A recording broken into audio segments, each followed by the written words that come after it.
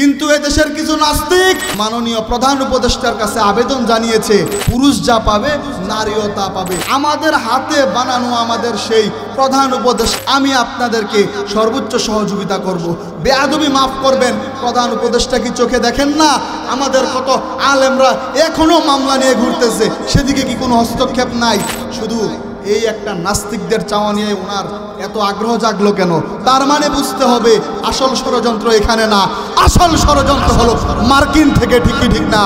খুব সাবধান, দেশ নিয়ে অনেক ষড়যন্ত্র চলতেছে, কেউ রাগ করবেন না। আল্লাহর কোরআনের আইন মানতেই হবে।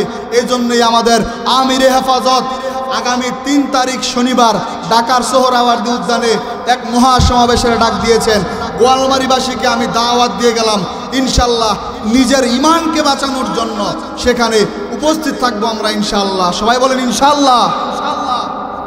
তাহলে আল্লাহর ভয় অন্তরে থাকতে হবে। আল্লাহর ভয় যদি অন্তরে থাকে তাহলে আর দুনিয়ার মধ্যে দুনিয়ার লোভ লালসা ঢুকলে দুনিয়ার লোভ লালসা জায়গা পাবে না। কারণ সেই বান্দার ভিতরে তো জান্নাতের লোভ। কিসের লোভ? জান্নাতের লোভ যার ভিতরে ঢুকে সে কি দুনিয়ার এই লোভ অন্তরে ঢুকাইতে পারে? দুনিয়ায় আর কয় কোটি টাকা কামাইবেন? বাদশাহ ইব্রাহিম ইবনে আদহামের কথা খেয়াল করুন। বাদশাহী ছাইরা কোটি কোটি টাকার হিসাব সব ছাইরা পুরা রাজ্যের বাদশাহী ছাইরা ফকিরি হালাতে জীবন কাটাই দিয়েছেন। কেন? কারণ তার ভিতরে ওই জান্নাতের একটা লোভ ঢুকছে। একটা কথা না বললেই নয়, বাদশাহ ইব্রাহিম ইবনে আদহাম যখন এই একটা নদীর কিনারে বৈশা সুই দিয়া নিজের হাতে নিজের ছেঁড়া জামা সেলাই করতেছে, ওই সময় একটা তাদের যেই দেশের বাদশা ছিল ইব্রাহিম ইবনে আদহাম, ওই দেশের মন্ত্রীরা এদিক দিয়া যাইতেছে। যাওয়ার সময় বাদশাহ ইব্রাহিম ইবনে আদহামকে ডাক দিয়া বলল, বাদশাহ আমরা তো আপনাকে চিনলাম, আপনি তো আমাদের সেই বাদশাহ, আপনি আবার আমাদের মাঝে আসুন, আপনাকে আমরা আবার বাদশাহী ফিরায় দিব, আপনাকে আমরা আবার ক্ষমতা দিয়ে দিব। বাদশাহ ইব্রাহিম ইবনে আদহাম বলতেছে, কিসের ক্ষমতার লোভ দেখাও তোমরা আমাকে? দুনিয়ার বাদশাহী? তোমরা জানো আমি এখন কি পাইছি?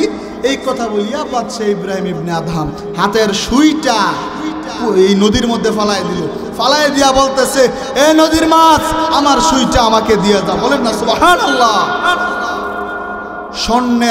স্বর্ণের সুই নিয়ে শত শত মাছ বাদশাহ ইব্রাহিমের সামনে হাজির হয়ে গেছে। মন্ত্রী উজির নাজির সব দেখা আশ্চর্য হয়ে গেছে। বাদশাহ ইব্রাহিম বলতেছেন, আমি এই সুই চাই নাই, আমি মুসাফির, আমাকে আমার সুইটা ফিরিয়ে দাও। সাথে সাথে একটা মাছ বাদশাহ ইব্রাহিমের সুইটা নিয়ে আসলো। এই বাদশাহীর লোভে যে পড়ে সে দুনিয়ার আর কিসের লোভ? দুনিয়ার আর কয় টাকার লোভ? কিসের লোভের পিছনে পড়ছেন? এই দুনিয়াটা কিছুই না, একটা মায়াজাল, একটা মায়াজাল। তাই হাতে ধরি পায়ে ধরি আল্লাহর কোরআনে বলছেন, ইত্তাকুল্লাহ, আল্লাহকে ভয় করো। তার মানে আল্লাহকে ভয় করা আপনার আমার জন্য ফরজ। ঠিক কি ঠিক না? আল্লাহকে ভয় করা ফরজ। আল্লাহকে ভয় করুন, মরতে হবে, সেই মরণের কথা স্মরণ করুন। আল্লাহকে ভয় করে অন্তরের মধ্যে আল্লাহর ভয় এমনভাবে তৈরি করুন যেন গলায় ছুরি আসবে কিন্তু ইমান থেকে পিছপা হব না ইনশাআল্লাহ। রাগ করতেছেন আপনারা? ভয় পাইতেছেন? আরে প্রধান উপদেষ্টার কথা বললাম, সে তো বহুত পরে। আমার বাবাও যদি কোরআন সুন্নাহর বিরুদ্ধে কথা বলে, আল্লাহর কসম আমার বাবার বিরুদ্ধে অ্যাকশনে যাওয়ার জন্য আমি একাই যথেষ্ট হব। এটার নাম হলো ঈমান আর আল্লাহর ভয়। আমি যদি আজকে এই কথাগুলো না বলি, হাসরের ময়দানে আল্লাহর কাছে আমার ধরা থাকতে হবে। আল্লাহ দেখতেছে আমি কথা বলতেছি গোয়ালমারি বাজারের মাঠের মধ্যে। আবারও দাওয়াত দিলাম, আগামী 3 তারিখ আমরা সবাই যাব ইনশাআল্লাহ। আমিরে হেফাজত আল্লামা শাহ মুহিবুল্লাহ বাবুনগরী দামাত বারাকাতুহুল আলিয়া সবাইকে আহ্বান জানিয়েছেন। বাংলাদেশটাকে নিয়ে অনেক ষড়যন্ত্র চলতেছে। আরেকটা কথা না বললে বুঝবেন না, একটা ধানের খেতে 2টা গরু ধান খায়। খুব গভীরভাবে খেয়াল করুন। মালিক আইসা যখন একটা গরুরে বেত্রাঘাত করে, পাশের গরুটা কি দাঁড়ায় থাকে না দৌড় দেয়? দৌড় দেয় কেন?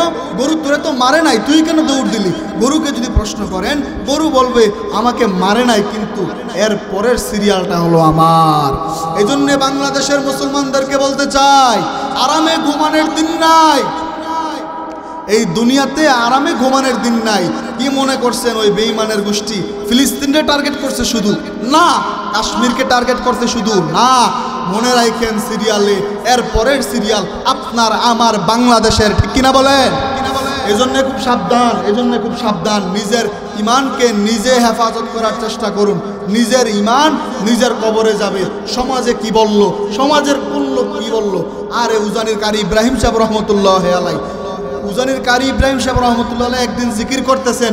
এই জিকিরের মধ্যে এক লোক বললেন, হিন্দু লোক বললেন, হুজুরে কি পাগল হয়ে গেল নাকি? হুজুরের কানে এই আওয়াজটা আসছে। হুজুর বলতেছেন, এই খাদেম ওই হিন্দু লোকটারে ধইরা নিয়ে আস। হিন্দু লোকটা তো ভয় পেয়ে গেছে।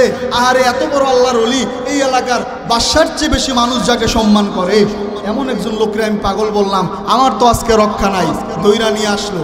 আনার পরে হুজুর বলতেছেন, এই ভাই কি বললাম আবার বলো তো। হিন্দু লোকটা ভয়ে কাঁপতেছে আর বলতেছে, হুজুর ভুলে ফেলছি। কারি সাহেব বলতেছেন, কি বলছো আবার বলো। লোকটা বলতেছে, হুজুর বলছি যে হুজুরে এমনভাবে জিকির করে যেন মনে হয় পাগল হয়ে গেছে। কারি সাহেব রহমতুল্লাহ আলাইহি বলতেছেন, আল্লাহু আকবার, আলহামদুলিল্লাহ আলহামদুলিল্লাহ। তুমি তো নবীর হাদিস জানো না। আল্লাহর নবী সাল্লাল্লাহু আলাইহি সাল্লাম বললেন, এমনভাবে আমার জিকির করো যেন মানুষ দেখলে তোমাদেরকে পাগল বলে। অতএব সমাজের লোক পাগল বলবে, সমাজের লোক কি বলবে, এইগুলা দেখার আমাদের সময় নাই। আল্লাহর আইন, নবীর আইন আমরা আমাদের দিল থেকে আমরা পালন করব ইনশাআল্লাহ। সবাই হাত তুলে বলি ইনশাআল্লাহ। আল্লাহর আইন পালন করা আমাদের জন্য ফরজ। নবী সাল্লাল্লাহু আলাইহি সাল্লাম যখন তায়েফের ময়দানে দ্বীনের দাওয়াত দেওয়ার জন্য গেছেন, শুধু আপনাকে আমাকে পাগল বলবে তা না, নবী সাল্লাল্লাহু আলাইহি সাল্লামকে তায়েফের বেঈমানেরা পাথর মারতে রক্তাক্ত করে ফেলতেছে। আর বাচ্চাদেরকে বলতেছে, এই বাচ্চারা এটা হলো মক্কার পাগল, বলেন না নাউজুবিল্লাহ। অতএব সমাজের চিন্তায়, সমাজের ভয়ের চিন্তা করবেন না। দুনিয়াতে আসছি একদিন, বিদায় নেব একদিন, মাঝখানে যতদিন বাঁচবো বিড়ালের মতো নয়, বাঘের মতো। অতএব আল্লাহর আইন আমরা আজ থেকে নিয়ত করি, তওবা করি, ইনশাআল্লাহ আমরা আজ থেকে বাকি জীবন যতদিন বাঁচবো আল্লাহর কোরআন সুন্নাহ অনুযায়ী জীবন গঠন করব, আল্লাহর ভয় অন্তরে রাখবো। আল্লাহ আপনি আমাদের প্রত্যেককে তৌফিক দান করুন। সবাই বলেন আমিন। সুবহানাল্লাহি ওয়া বিহামদিহি সুবহানাল্লাহিল আযীম। আসসালামু আলাইকুম ওয়া রাহমাতুল্লাহি ওয়া বারাকাতুহু।